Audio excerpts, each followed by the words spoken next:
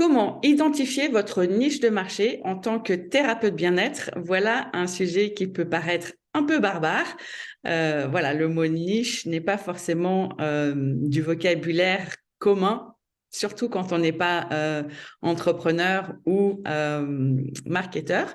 Donc, c'est souvent aussi une notion qui est difficile pour les thérapeutes à bien comprendre et à bien identifier, ce qui pourtant permet un meilleur positionnement et du coup, voilà, d'avoir plus de visibilité et donc de clients et d'activités. Donc, si c'est un sujet qui vous intéresse et que vous voulez savoir en savoir plus et surtout comment l'identifier, je vous invite à rester et on se retrouve juste après le générique.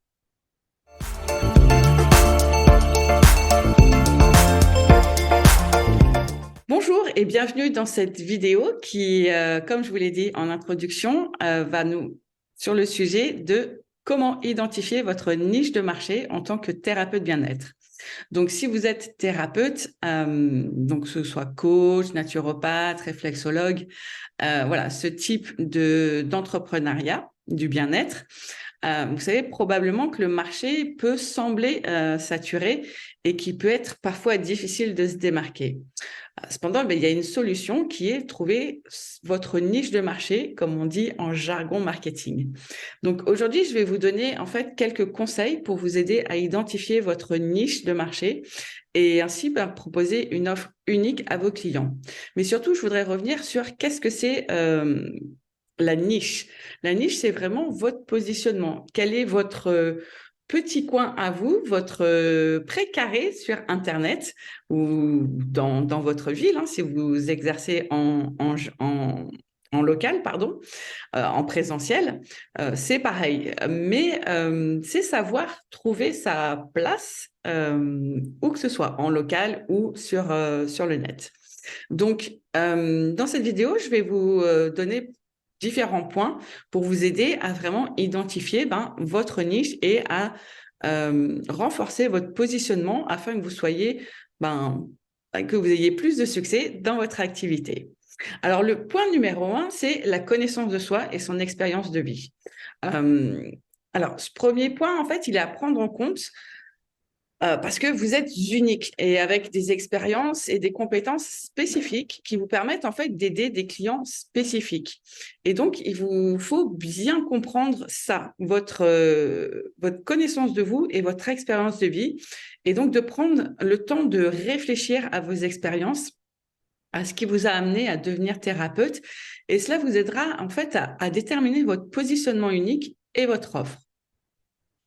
Le deuxième point, en fait, c'est connaître son pourquoi. Je sais que voilà, c'est une notion qui est souvent répétée, le pourquoi, mais c'est vraiment un point essentiel, un pilier essentiel de la construction de son entreprise.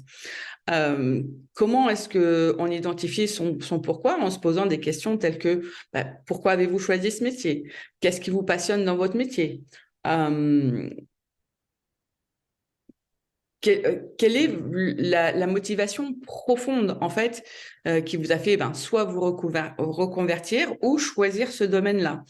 Quelle expérience de vie vous a amené à voilà, vous professionnaliser dans ce domaine-là en particulier? Et donc, vous devez être en mesure d'expliquer votre motivation de manière claire et convaincante à vos clients potentiels. Et ça aidera en fait à établir votre crédibilité et votre confiance avec eux.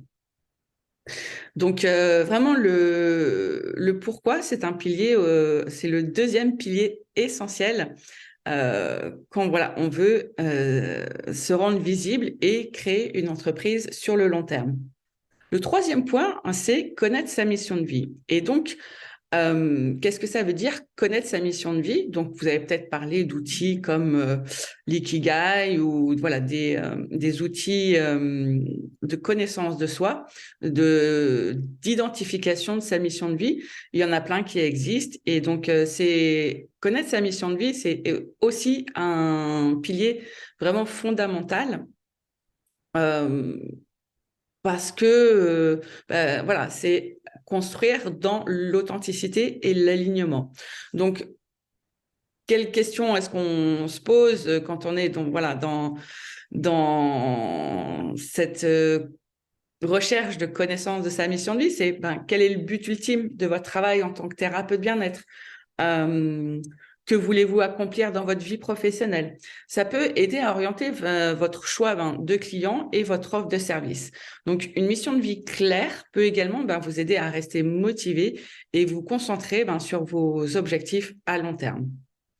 Donc, maintenant, on passe au point numéro 4, qui est connaître son pour qui, ou encore son client idéal, parce que ça vous aidera et ça vous aidera surtout à lui proposer une offre unique et qui correspondra à ses besoins. Donc, connaître son pour qui, son client idéal, passe par se questionner, déjà aussi remettre dans son expérience de vie qui sont les personnes en fait qui vous touchent le plus, quelles sont ces personnes-là en fait que vous avez envie d'aider le plus, pour qui êtes-vous le plus qualifié d'aider, soit parce que vous avez vécu cette expérience, vous avez traversé cet épisode de vie, quel qu'il soit. Ça peut aussi être répondre à la question quels sont leurs besoins spécifiques, quels problèmes vous voulez résoudre pour eux. Et une fois que vous avez une idée claire de votre client idéal, vous pouvez créer une offre unique pour répondre à leurs besoins spécifiques. Donc voilà, je vais arrêter ici. En résumé, trouver votre niche de marché en tant que thérapeute bien-être peut sembler difficile, mais en vous concentrant sur la connaissance de soi, votre pourquoi, votre mission de vie et votre pour qui, votre client idéal, vous pouvez créer une offre unique qui vous permettra de vous démarquer dans un marché qui peut sembler saturé, mais qui ne l'est pas si vous êtes dans votre authenticité, parce que vous ne serez pas comparable. Et c'est vraiment ce qu'on cherche à faire, en fait, c'est d'être unique dans son alignement. Et si vous le faites comme cela, dans votre alignement, dans votre vérité, personne ne sera votre concurrent. Donc voilà, je vous souhaite bonne chance dans votre recherche de votre niche de marché et surtout de réaliser votre vision en tant que thérapeute bien-être. Et si vous avez besoin d'aide et que vous avez besoin qu'on vous accompagne pour toutes ces étapes de création d'entreprise, n'hésitez pas à me contacter. Vous trouverez toutes mes coordonnées dans les liens sous cette vidéo. Et moi, je vous dis à la semaine prochaine pour une nouvelle vidéo sur un nouveau sujet. À bientôt. Ciao, ciao.